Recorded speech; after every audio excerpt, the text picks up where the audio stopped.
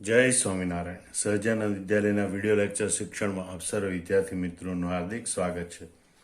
ધોરણ 11 રસાયણ વિજ્ઞાન પ્રકરણ 4 ઇથાઇન અણુની રચના સમજાવો. ઇથાઇન અણુની રચનામાં સૌપ્રથમ આપણે અણુસૂત્ર બંધારણીય સૂત્ર દર્શાવવાના.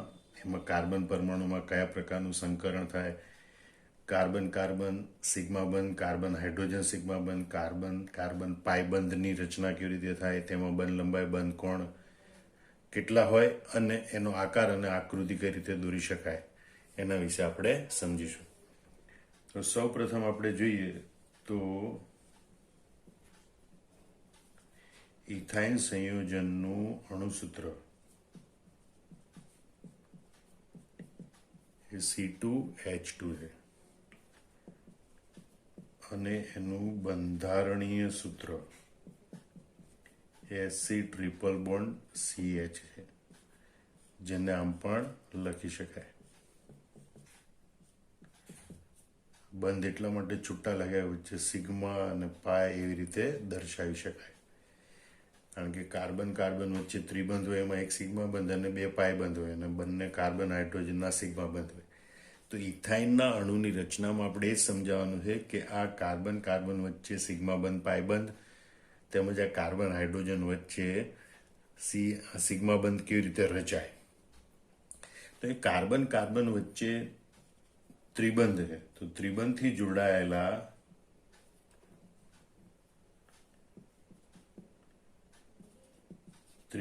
જોડાયેલા બંને કાર્બન પરમાણુમાં sp સંકરણ થાય. તો sp સંકરણ કેવી રીતે થાય એ માટે આપણે આમ સમજીએ કે કાર્બન પરમાણુની ઉત્તેજિત અવસ્થામાં 2s1 2px1 2py1 2pz1 કક્ષકો હોય છે.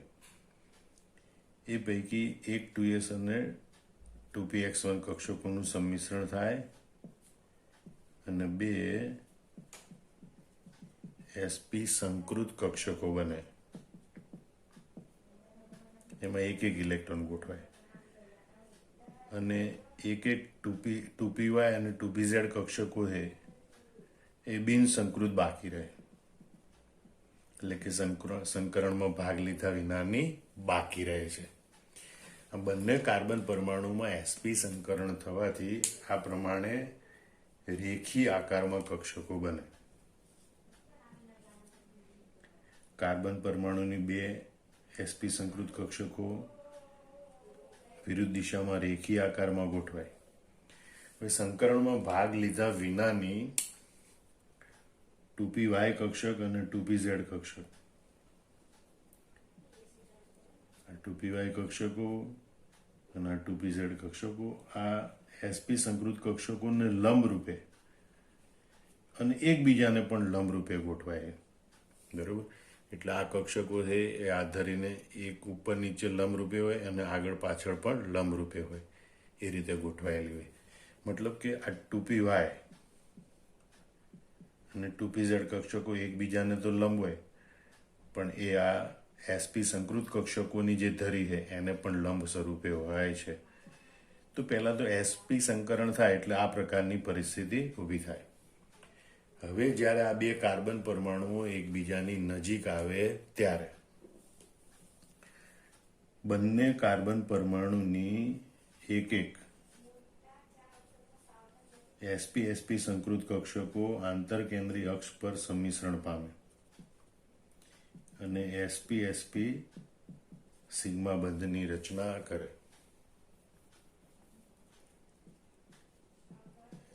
sp સિગ્મા બંધની રચના કરે. હવે બંને કાર્બન પરમાણુની એક એક બાકીની જે sp સંકૃત કક્ષક છે એ એક એક હાઇડ્રોજન પરમાણુની મનેસ કક્ષક સાથે સંમિશ્રણ પામી અને sps સિગ્મા બંધની રચના કરે. બરોબર, આ રીતે સિગ્મા બંધની રચના થાય.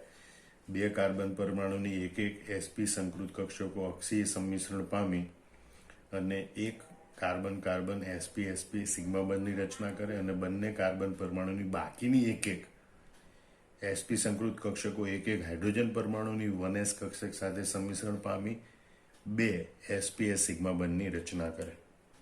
હવે બંને કાર્બન પરમાણુની બે બિનસંકૃત 2py અને 2pz કક્ષકો, એટલે એમ કહેવાય કે ભાઈ એક કાર્બન પરમાણુની બિનસંકૃત કક્ષકો એ બીજા કાર્બન પરમાણુની બિનસંકૃત કક્ષકો સાથે બંધ ધરીથી દૂર અને બાજુએથી સંમિશ્રણ પામે. માનો કે આ 2py કક્ષકો સંમિશ્રણ પામે છે તો એક પાયબંધ રચાય. 2pz કક્ષકો સંમિશ્રણ પામે છે, બરોબર, તો બીજો પાયબંધ રચાય. આ રીતે બે પાયબંધની રચના થાય. એટલે એક કાર્બન પરમાણુની બે બિનસંકૃત 2p કક્ષકો બીજા કાર્બન પરમાણુની બિનસંકૃત 2p કક્ષકો સાથે બંધરીથી દૂર બાજુથી સંમિશ્રણ પામી અને કાર્બન કાર્બન વચ્ચે બે પાયબંધની રચના કરે.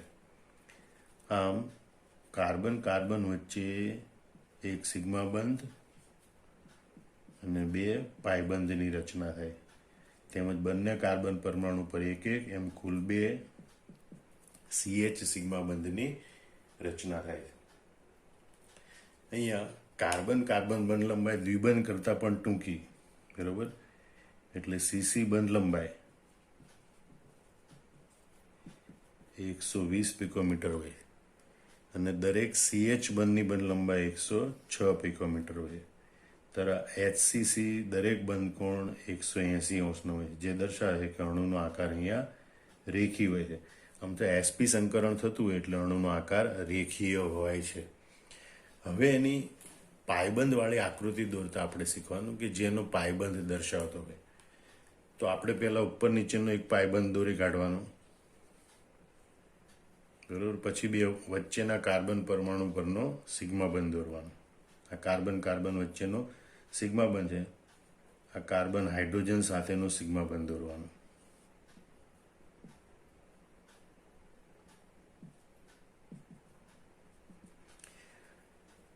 આ પાયબંધનું એક વાદળ છે અને બીજું પાયબંધનું વાદળ આજુબાજુનું વાદળ હોય, પેલું ઉપર નીચેનું વાદળ હોય. આમ એક સિગ્મા બંધ અને બે પાયબંધ, પાયબંધના બે વાદળ ઉપર નીચે હોય અને આ કાર્બન હાઇડ્રોજનના સિગ્મા બંધ. આ રીતે એક પાય ઇલેક્ટ્રોન વાદળવાળી આકૃતિ દોરવાની. આમ ટોટલ આ 3 આકૃતિ આ જવાબમાં દોરવાની હોય. હવે આપણે આ જવાબ આખો લખવાનો આવે તો વિગતવાર કેવી રીતે લખવાનો એ આપણે જોઈએ. તો સૌ પ્રથમ આપણે લખવાનું કે ભાઈ ઇથાઇનનું અણુસૂત્ર છે અને બંધારણીય સૂત્ર Sc ટ્રિપલ બોન્ડ CH છે. ઇથાઇન અણુમાં બંને કાર્બન પરમાણુ sp સંકરણ ધરાવે. આપણે જોઈ શકીએ કે બંને કાર્બન પરમાણુમાં sp સંકરણ થાય છે. હવે સિગ્મા બંધની રચનાની વાત કરીએ તો બંને કાર્બન પરમાણુની એક sp સંકૃત કક્ષકો અક્ષીય સંમિશ્રણ પામી કાર્બન કાર્બન વચ્ચે એક sp sp સિગ્મા બંધ રચે છે. sp sp સિગ્મા બંધ. પછી આપણે જોઈએ કે બંને કાર્બન પરમાણુની બાકીની એક sp સંકૃત કક્ષકો એક હાઇડ્રોજન પરમાણુની 1s કક્ષક સાથે સંમિશ્રણ પામી કુલ બે sps સિગ્મા બંધ રચે છે. બંને કાર્બન પરમાણુની આ બાકીની એક sp સંકૃત કક્ષકો એક હાઇડ્રોજન પરમાણુની 1s કક્ષકો સાથે સંમિશ્રણ પામી કુલ બે આ sps સિગ્મા બંધ રચે છે. હવે આપણે જોઈએ એક કાર્બનની સંકૃત ન થયેલી બે 2py 2pz કક્ષકો એ બીજા કાર્બનની સંકૃત ન થયેલી બે 2py 2pz કક્ષકો સાથે બંધ ધરીથી દૂર અને બાજુએથી સંમિશ્રણ પામી બે નિર્બળ પાયબંધની રચના કરે છે. બરાબર. હવે આકૃતિ ઉપરથી લખવાનું આપણે. આમ ઇથાઇનમાં બે કાર્બન પરમાણુ વચ્ચે એક સિગ્મા બંધ અને બે પાયબંધ એટલે કે C ટ્રિપલ બોન્ડ C ત્રિબંધની રચના થાય છે.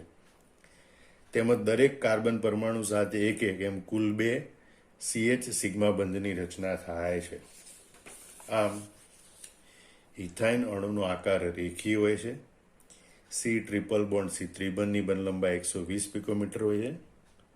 CH બંધની બંધ લંબાઈ 106 પિકોમીટર હોય છે અને HCC બંધ કોણ 180 અંશ હોય છે. આમ આટલા મુદ્દા લખ્યા પછી આ બધી આકૃતિઓ સાથે દોરવાની અને આ જવાબ સંપૂર્ણ રીતે તૈયાર કરવાનો. આમ આ જવાબ તૈયાર કરીને નોટબુકમાં જાતે લખી નાખવાનો. જય સ્વામિનારાયણ.